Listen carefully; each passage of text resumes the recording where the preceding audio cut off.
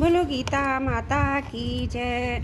ओम श्री परमात्मने नमः। श्रीमद् भगवत गीता द्वितीय अध्याय 5वां श्लोक।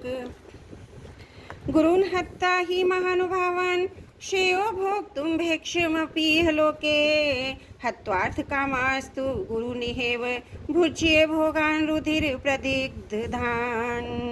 इस श्लोक से प्रतीत होता है कि दूसरे तीसरे श्लोक में भगवान के कहे हुए वचन अब अर्जुन के भीतर असर कर रहे हैं। इससे अर्जुन मन में ये विचार आ रहे कि भीष्म द्रोण और गुरुजनों को मारकर धर्मयुक्त नहीं है। ऐसा जानते हुए भी भगवान मुझे बिना किसी संदेह के युद्ध के लिए आज्ञा दे रहे हैं, तो कहीं ना कहीं मेरी समझ में ही गलती है। इसलिए अर्जुन अब पूर्व श्लोक की तरह उत्तेज होकर नहीं बोलते, प्रत्युत कुछ ढिलाई से बोलते हैं। गुरुन हत्या भैक्ष्यमपि लोके। अब अर्जुन पहले अपने पक्ष को सामने रखते हुए कहते हैं कि अगर मैं भीष्म द्रोण आदि पूज्यजनों के साथ युद्ध नहीं करूंगा तो दुर्योधन भी अकेला मेरे साथ युद्ध नहीं करेगा। इस तरह युद्ध न होने से मेरे को राज्य नहीं मिलेगा, जिससे मेरे को दुख पाना पड़ेगा। मेरा जीवन निर्वाह भी कठिनता से होगा। यहाँ तक कि क्षत्रिय के लिए निषिद्ध है जो भिक्षावृत्ति है, उसको भी जीवन निर्वाह के लिए ग्रहण करना पड़ सकता है। परंतु गुरुजनों को मानने की अपेक्षा मैं उसे कष्टदायक भिक्षावृत्ति को भी ग्रहण करना श्रेष्ठ मानता हूँ। यह लोक के कहने का तात्पर्य, यदि भी भिक्षा मांगकर खाने से संसार में मेरा अपमान तिरस्कार होगा, लोग मेरी निंदा करेंगे, तथापि गुरुजनों को मानने की अपेक्षा भिक्षा मांगना श्रेष्ठ है।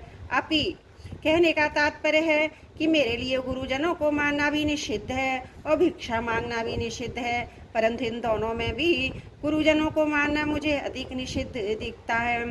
हत्वार्थ कामास्तु रुधिर प्रदिग्धान। अब अर्जुन भगवान के वचनों की तरफ दृष्टि करते हुए कहते हैं कि अगर मैं आपकी आज्ञा के अनुसार युद्ध करूं तो मैं युद्ध गुरुजनों की हत्या के परिणाम में उनके खून से सने हुए, जिनमें धन आदि की कामना ही मुख्य है, ऐसे भोगों को ही तो भोगूंगा।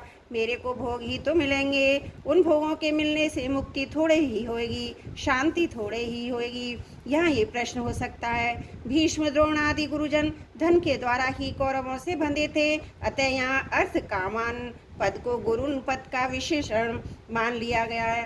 और आपत्ति इसका उत्तर यह है कि अर्थ की कामना वाले गुरुजन ऐसा अर्थ करना उचित नहीं है, कारण कि पिता में भीष्म आचार्य द्रोण आदि गुरुजन धन की कामना वाले नहीं थे। वे तो दुर्योधन के वृत्ति भोगी थे, उन्होंने दुर्योधन का अन्न खाया था, अतः युद्ध के समय दुर्योधन का साथ छोड़ना कर्तव्य ना समझ कर ही वे कौरवों के पक्ष में खड़े हुए थे।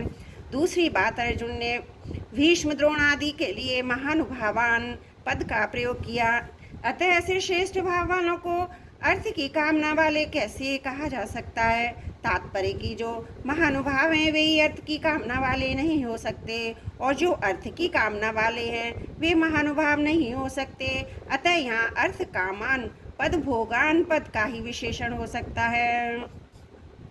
विशेष बात, भगवान ने दूसरे तीसरे श्लोक में अर्जुन के कल्याण की दृष्टि से उन्हें कायरता को छोड़कर युद्ध के लिए खड़ा होने की आज्ञा दी थी, परंतु अर्जुन उल्टा ही समझे, अर्थात वे समझे कि भगवान राज्य का भोग करने की दृष्टि से ही युद्ध की आज्ञा देते हैं। पहले तो अर्जुन का युद्ध ना करने का एक ही पक्ष था, जिससे वे धनुष बाण छोड़कर शोकाविष्ट होकर रथ के मध्य भाग में बैठ गए थे।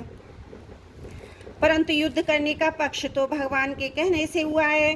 तात्पर्य कि अर्जुन का भाव था कि हम लोग तो धर्म को जानते हैं, पर दुर्योधन आदि धर्म को नहीं जानते, इसलिए वे धन राज्य आदि के लोभ से युद्ध करने के लिए तैयार खड़े हैं। अब वही बात अर्जुन यहाँ अपने लिए कहते हैं, अगर मैं भी आपकी आज्ञा के अनुसार युद्ध करूं तो परिणाम में गुरुजनों के रक्त से सने हुए धन राज्य आदि को ही प्राप्त करूंगा। इस तरह अर्जुन को युद्ध करने में बुराई दिखाई दे रही है। जो बुराई के रूप में आती है उसको मिटाना बड़ा सुगम होता है, परंतु जो बुराई अच्छाई के रूप में आती है उसको मिटाना बड़ा कठिन होता है। जैसे सीता जी के सामने रावण और हनुमान जी के सामने कालनेमी राक्षस आए तो उनको सीता जी हनुमान जी पहचान नहीं सके, क्योंकि उन दोनों का वेश साधुओं का था। अर्जुन की मान्यता में युद्ध रूप कर्तव्य करना बुराई है, युद्ध ना करना भलाई है। अर्थात अर्जुन के मन में धर्म हिंसा त्याग रूप भलाई के वेश में कर्तव्य त्याग रूप बुराई आई है। उनको कर्तव्य त्याग रूप बुराई बुराई के रूप में नहीं दिख रही, क्योंकि उनके भीतर शरीर को लेकर मोह है।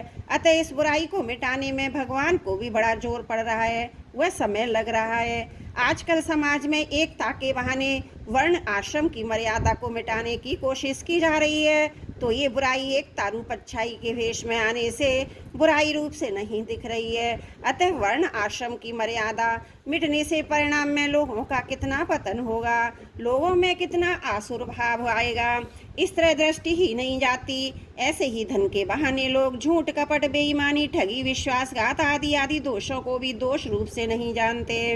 यहाँ अर्जुन में धर्म के रूप में बुराई आई है। हम भीष्म द्रोण आदि महानुभावों को कैसे मार सकते हैं, क्योंकि हम धर्म को जानने वाले हैं। तात्पर्य है कि अर्जुन ने जिसको अच्छाई माना वह वास्तव में बुराई है, परंतु उसमें मान्यता अच्छाई की होने से वह बुराई रूप से नहीं दिख रही है। त्रुटियों के लिए क्षमा चाहती हूँ। 5वां श्लोक समाप्त। 6वां श्लोक।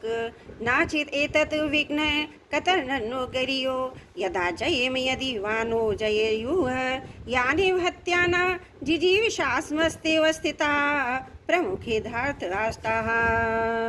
नाचित एतद् विघ्नो कतर्नो गरियो, मैं युद्ध करूं अथवा ना करूं, इन दोनों बातों का निर्णय मैं नहीं कर रहा हूं, कारण कि आपकी दृष्टि में तो युद्ध करना ही श्रेष्ठ है, पर ऐसी दृष्टि में गुरुजनों को मारना पाप होने के कारण युद्ध न करना ही श्रेष्ठ है। इन दोनों पक्षों को सामने रखने पर मेरे लिए कौन सा पक्ष अत्यंत श्रेष्ठ है, यह मैं नहीं जान पा रहा हूँ। इस प्रकार उपर्युक्त पदों में अर्जुन के भीतर भगवान का पक्ष और अपना पक्ष दोनों समकक्ष हो गए हैं। यदा जयेम यदि वानो जयेयुः, अगर आपकी आज्ञा के अनुसार युद्ध भी किया जाए तो हम उनको जीतने अथवा दुर्योधन आदि हमारे को जीतेंगे, इसका भी हमें पता नहीं है। यहाँ अर्जुन को अपने बल पर अविश्वास नहीं है, परंतु भविष्य पर अविश्वास है, क्योंकि भविष्य में क्या होना है इसका किसी को क्या पता। यानी भत्वा ना जिजीविषाम है, हम तो कुटुंबियों को मारकर जीने की भी इच्छा नहीं करते। भोग भोगने की राज्य प्राप्त करके हुक्म चलाने की बात तो बहुत दूर रही, कारण कि अगर हमारे कुटुंबी मारे जाएंगे तो हम जी कर क्या करेंगे, अपने हाथों से कुटुंब को नष्ट करके और बैठे बैठे चिंता शोक ही तो करेंगे। चिंता शोक करने और वियोग का दुख भोगने के लिए हम जीना नहीं चाहते। तेवस्थिता प्रमुखे धृतराष्ट्राः, हम जिनको मारकर जीना भी नहीं चाहते वे ही धृतराष्ट्र के संबंधी हमारे सामने खड़े हैं। धृतराष्ट्र के सभी संबंधी हमारे कुटुंबी हैं, तो इन कुटुंबियों को मारकर हमारे जीने को धिक्कार है। त्रुटियों के लिए क्षमा चाहती हूँ। 6वां श्लोक समाप्त। वसुदेव सुतं देवं कंस चारुणमर्दनं देवकी परमानंदं कृष्णं वंदे जगद्गुरुम्।